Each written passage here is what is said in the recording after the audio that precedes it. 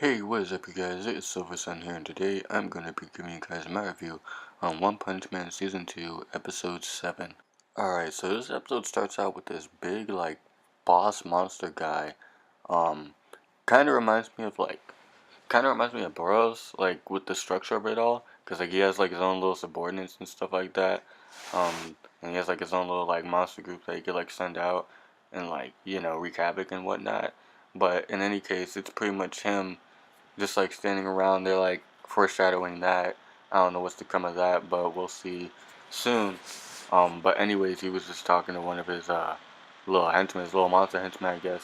And that was pretty much the end of that. I don't know if he's causing all the monsters to wreak havoc across the city. I assume so, but only time will really tell.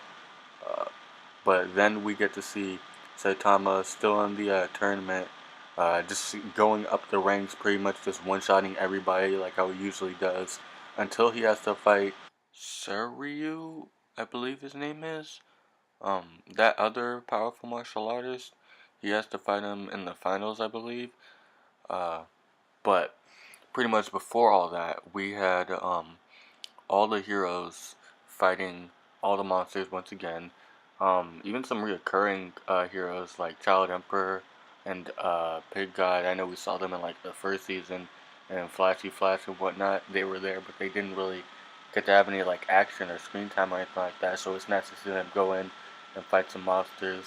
And even Tatsumaki's there, helping out the was it the Class A? There was Class A heroes, and then Flashy Flash was there. He was a Class S, but before he could deliver the final blow on one of the monsters, Tatsumaki came in and just crushed it with her psychic powers. She was pretty much just chastising him, saying that he needs to take this more seriously and stop you know messing around and whatnot.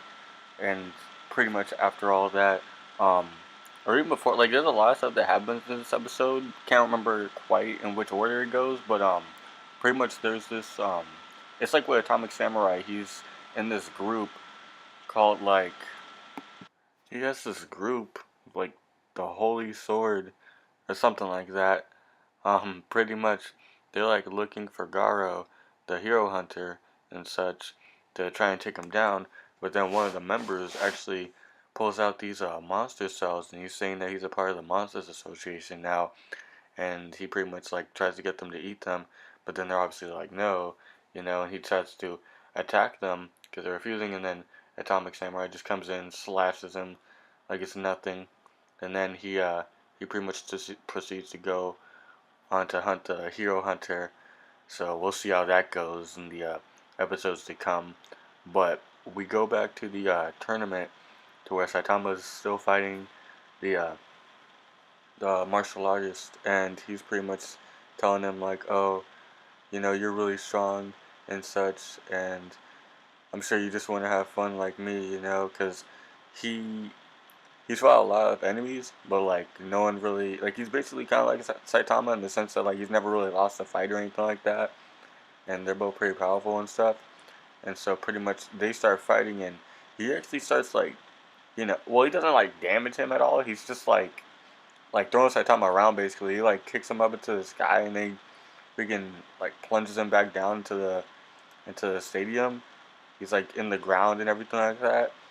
But all the while, Saitama's still trying to hold his wig up because he's afraid that it'll fall off and he'll be disqualified and exposed and such. So he's pretty much just holding on to his head most of the time, while this guy's just going in with all the attacks, just trying to get him to attack back. And when Saitama does attack back, he's pretty much telling him oh, if you're looking to have fun, doing this, you shouldn't get any stronger because that's where Saitama's at right now. He's too powerful for any of the fights he's in to be any fun. So pretty much he just gives him that knowledge, and then he punches him, or at least I don't think he actually punches him. I want to say it was similar to when he fought Genos at the end, where he was about to punch him, but he stopped right in front of him. I want to say it was something like that, because he punches, but then all the guys clothes get ripped off, and his little hair tie falls out and stuff. So he's this all startled and scared and stuff like that, and then pretty much he's still not done. He still wants to take the fight serious, so he goes in and he starts fighting serious with Saitama. He starts dishing out all the moves against him and such. So much so that his wig actually does fall off, and then he's pretty much upset at this point because the guy went on to disrespect the Hero Association, saying that the heroes in there weren't really that tough, and that and all that other stuff. And so pretty much he knocks Saitama's wig off, but by that point it was already done, and Saitama pretty much just knocks him into the wall, and he's pretty much like Saitama gets disqualified obviously because he was just masquerading as Chiranko, I believe his name. Um, yeah, he was masquerading as him, and he went against the rules, so he got disqualified. But um, Soraya, um, he pretty much gets, he pretty much loses, and he was really upset at that because he's never lost to anyone. So that was his first taste of defeat right there. But that's pretty much where the episode ends. It was a lot of stuff to unpack, and hopefully I got all the major pieces and bits in this review. Oh, also, I think if I remember correctly, Garo was actually looking for a watchdog or whoever that hero's name is. He was about to fight him, but then he got stopped because there was a monster in the way, or something of the sort, something small in there. But yeah, that's pretty much the main, like the meats and potatoes of this episode. So yeah, just tell me what you guys thought down below. What did you guys think of the episode? Did you guys think it was a bit too much in terms of content? Did you guys think it was not enough for whatever reason? Do you think that they went through it a little too quickly? Because I'm pretty sure it doesn't go this quickly in the manga or anything like that. And for those of you manga readers, did you think they adapted it well enough in the anime? Did you feel like there was some bits and pieces they could have left in instead of taking away? Just let me know you guys' thoughts in the comment section down below. And until the next one, Silver Sun is out.